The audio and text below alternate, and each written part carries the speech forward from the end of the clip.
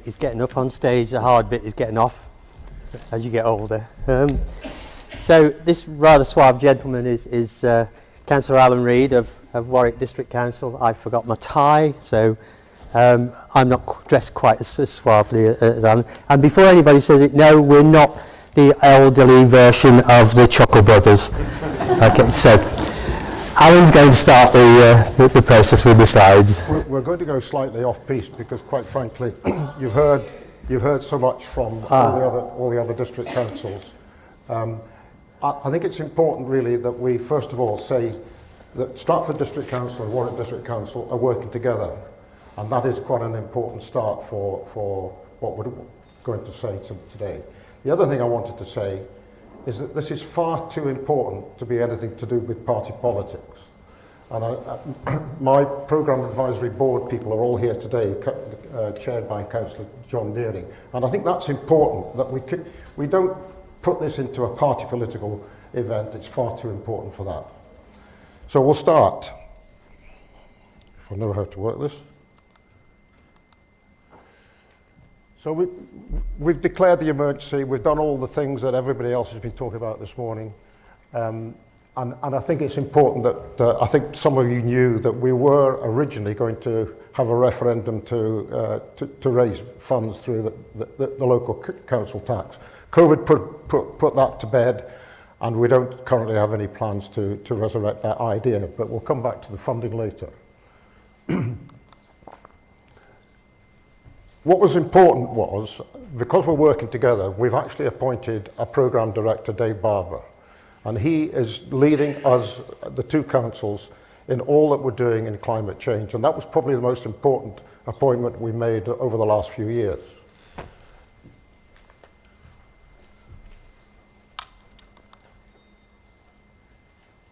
This is really where we want to start to talk to you, really, because this sets out our plans. We have three ambitions.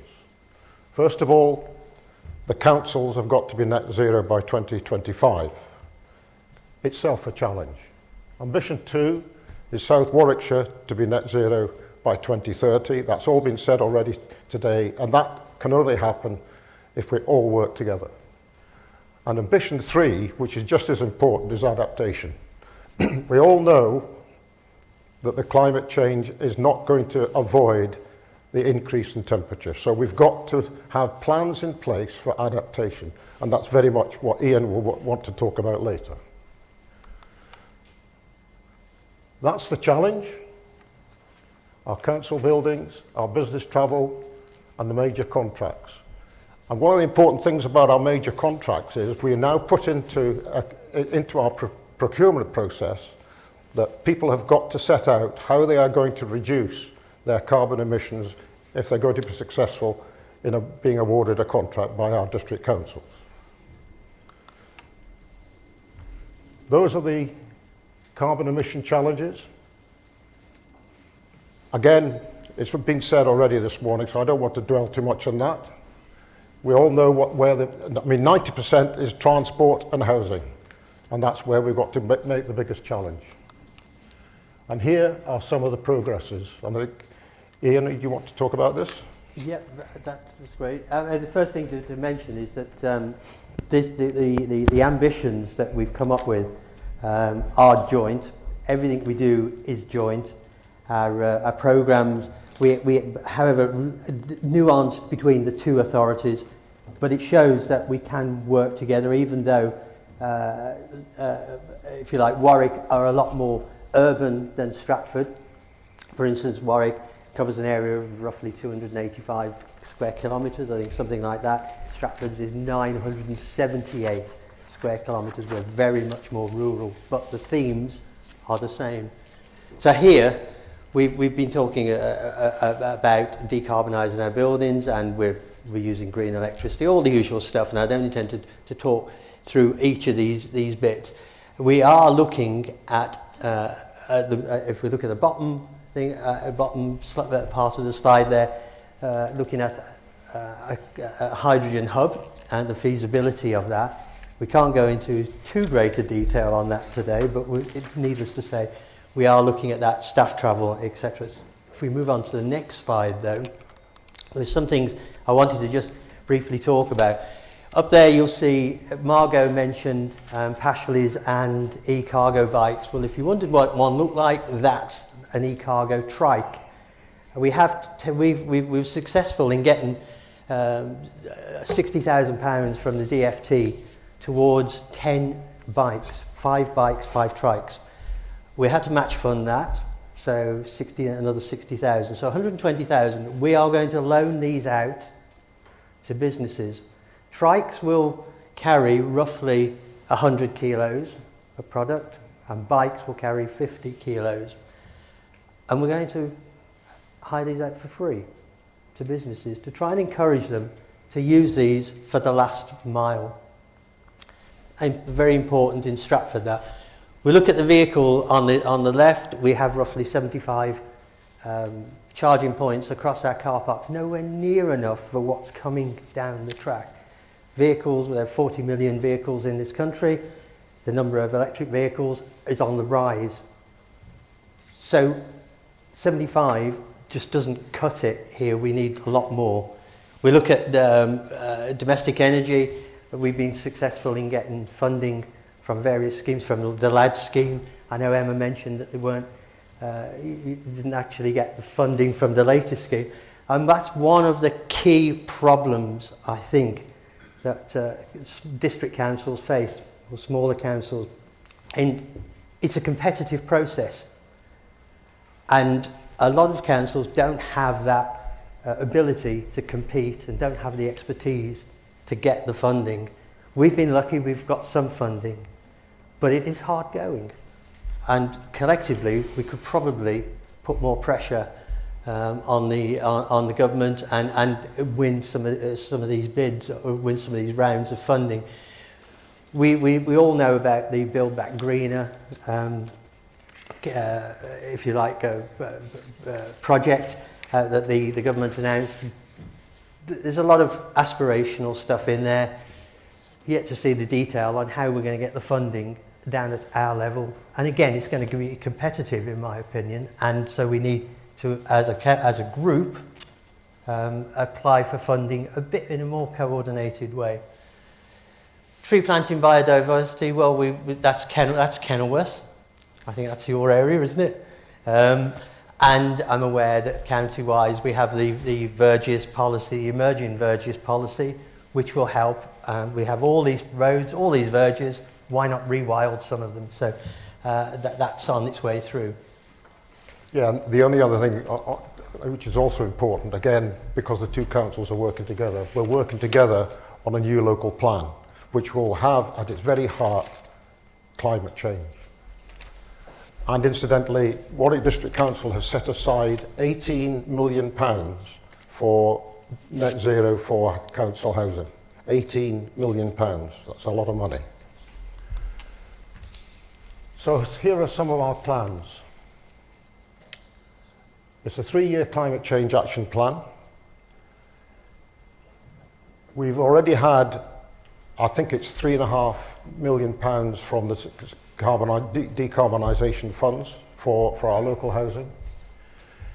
We're delivering a large-scale tree planting. In fact, the council agreed to start that off with a 300,000, I beg your pardon, for tree planting, and there's a very ambitious scheme of 160,000 trees by 2030. We're promoting the Better Points sustainable travel, where people get points from local organisations if they can demonstrate that they're using alternatives to car to travel to work.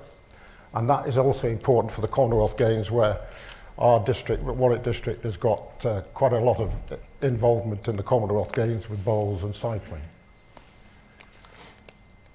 Some of the headlines for our plans. Yeah, on this, you can see at the top, we talk about the green hydrogen, refueling and solar generation. One of the feasibility studies that we've also got running is to try and put solar canopies on one of our surface car parks, our leisure centre car park basically. the early indications say that if we are able to do that, we can power the leisure centre and the businesses around that area by using a direct wire. However, as we've seen more recently with all the storms, there is a slight problem that's sort of come up with that, and we're trying to work through it, in that the wind gets under these canopies and all of a sudden we lose them and we see them fly off into the distance. So we are having a close look at that. The local engagement scheme, engaging parish councils and rural communities, one of the big problems is getting down into communities, bringing communities along with us. Now, earlier on, in one of the other slides, it spoke about the UK 100. I think it was in Heather's slide. And we were successful at Stratford and Warwick in getting through a round of interviews. There were 75 councils applying for funding. We were one of the 5 that got funding, and that funding is specifically to create champions within parish and town councils. And that, for me, is key. We must get down to individual residents, individual localities, and this is one of the ways. And the UK 100 are going to be helping us to do this. We will train up 20 people initially, and they will train others, and hopefully we can reach out into the smaller villages and towns. When we look at adaptation, and Alan will know that, has already alluded to the fact that I am very keen on adaptation.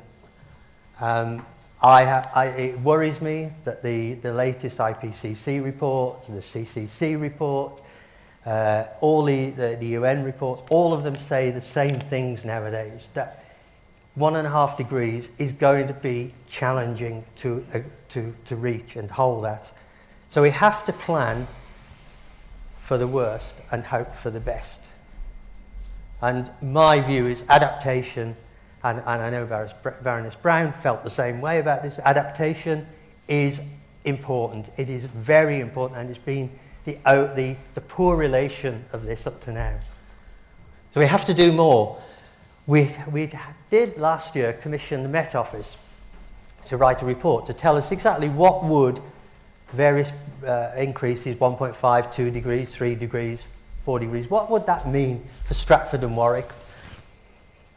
1 year on, we're still waiting for that report. We were promised it last year in October, and we're still waiting now. The dates have progressively gone back, so we asked for it roughly a year ago. So we're now falling back on the West Midlands Combined Authority Sustainability Report that came out recently, and we're going to build up our approach to adaptation through that. But the key is working in partnership with other organisations. We work in partnership, we talk, we don't always agree on everything, but it shows that we can produce results between us, and we find common ground and we work through it. Alan mentioned it's cross-party. We have the leader of the Liberal Democrats here, Susan Junid, who is on the climate change panel along with myself. We work as a group, no party politics involved in this. So I'm very keen, as Alan is, that we take out the party politics part of it. I don't know if you want to add anything else to that at the moment. I just want to say a bit more about the green hydrogen. For those of you who don't know what green hydrogen is, it's hydrogen produced from sustainable electricity. And we've appointed consultants to give us a business case for a hydrogen hub in our district, because I personally believe we've got to have an alternative to EV, otherwise we're not going to be able to give the transport the sustainability that it needs. So the green hydrogen will happen if the business case is sound, because it will be totally connected to a solar farm, and that's how it's going to be green hydrogen. The other thing I'd like to also say about the parish councils, my own village, Barford, has already, and I don't take the credit for this, but it's just a good example of how you can go down into the parish councils and the town councils And Barford have got an organisation called Bar Zero, and they meet regularly to see how the village can do something about climate change. And every Sunday they have a repair workshop, a bit like the TV programme, but obviously on a smaller scale. And people take away anything that they would otherwise have thrown away to the repair workshop to see if it can get repaired. And that's the sort of example that I think we all need to pay more attention to. Just to add on to the organisations and agencies partnership, we're working with the Shakespeare's Birthplace Trust, the Heart of England Forest, and with Wychbold, a neighbouring authority. And Izzy has stuck two fingers up at me, so I think she's telling me we've got 2 minutes. So we move on to our last slide. Well, before we go on to the next slide, there is one thing which is very close to my heart, and that's to do with the development planning document. We at Warwick have got out a second consultation for a document to get sustainable housing net zero. I don't know how many of you drive past new housing, all of which is same old, same old. And we've got to change that mindset. Unfortunately, the government is far too slow in coming forward with new planning and building regulations. So we've set this DPD out, and we hope that by the end of this year or very early 2023, we will have in place a document which will make every new house be sustainable. And that, to me, is one of the most important things that we're doing. The challenges we face. Yeah, I think we've already spoken about community engagement to a certain degree. My view is very much we have to keep it simple, and one of the simplest ways, that one area of work that we all do that touches absolutely every single person in our county is through the waste system. So reuse, recycle, reduce, all these sort of messages we need to get over, and to show people what to put in their bins. So simple stuff like that. And I think we were both encouraged by the two young ladies that spoke at the very beginning. We were so impressed by them. And we both, we both feel that one of the things we must remember is, when I talk to groups, and I talk to church groups a lot and to parish councils, one of the things I often say to people there is, I won't be around to see the worst excesses or the worst issues with climate change. I'm unlikely to be alive. My son will be, his children and his children. And it's for those young people that we must always bear in mind, it is their future. We need to harness them as well, their passion for it. And as they mentioned, we need to encourage them to actually take a more active role. They spoke very eloquently, and I believe we both share that same opinion on that. Finally, funding. Everybody says we don't get enough funding from central government, etc., etc. But these two councils, we have put together £500 million in our budget for this year for climate change. And that is not all, of course, because, of course, every one of the portfolios, and let me give you a good example, asset, housing, they are putting together an awful lot of money from decarbonisation funds and the 18 million I mentioned already. So we are addressing it as much as we can as a local authority, but we do need more funds from central government. I think that's all we've got to say. Thank you. We'll go. Thank you.